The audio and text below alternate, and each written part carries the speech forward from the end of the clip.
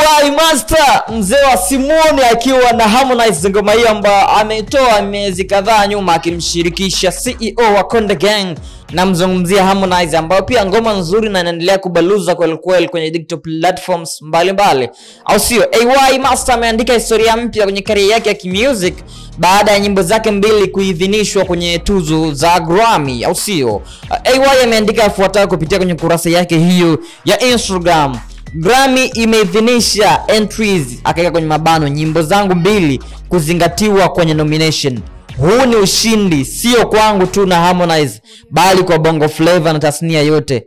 Hakuna global producer wala collab kubwa hapo, ni kazi safi ya Bongo na majirani wetu, ameandika AY, au sio bana? Tunaelewa kwamba star huyo pia alitumia nafasi hiyo kwa shukuru watu muhimu waliofanikisha safari hiyo, akiwemo Tash Tam, lakini pia na Ego NT, akisisitiza kwamba safari hii ni ya kila mdau wa music kutoka hapa Bongo, au sio bana? So baada hapo kinafuata nini kutoka kwa AY Master baada ya nyimbo zake mbili kuidhinishwa kwenye tuzo za Grammy, moja kati ya tuzo ambazo wasanii wetu wanazililia sana kwa mara nyingi sana. So AY tayari nyimbo zake mbili zimepita ama zimeidhinishwa kwenye hizo tuzo za Grammy.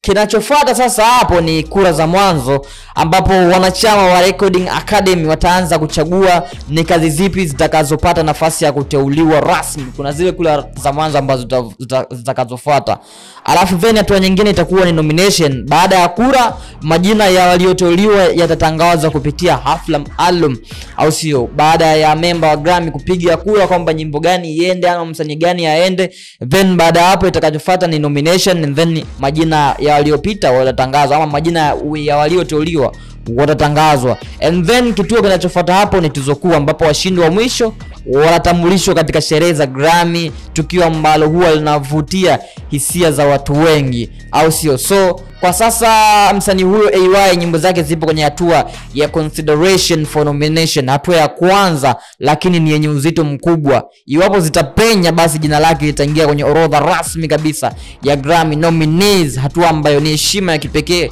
kwa msanii na taifa. Nazungumzia taifa la Tanzania.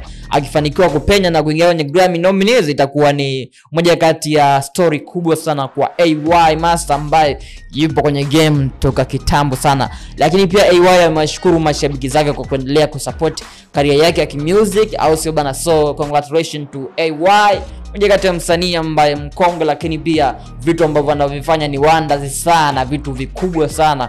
So big time to AY. Hii ni Kawabe Media, YouTube, Instagram, Facebook, Thread pamoja na YouTube.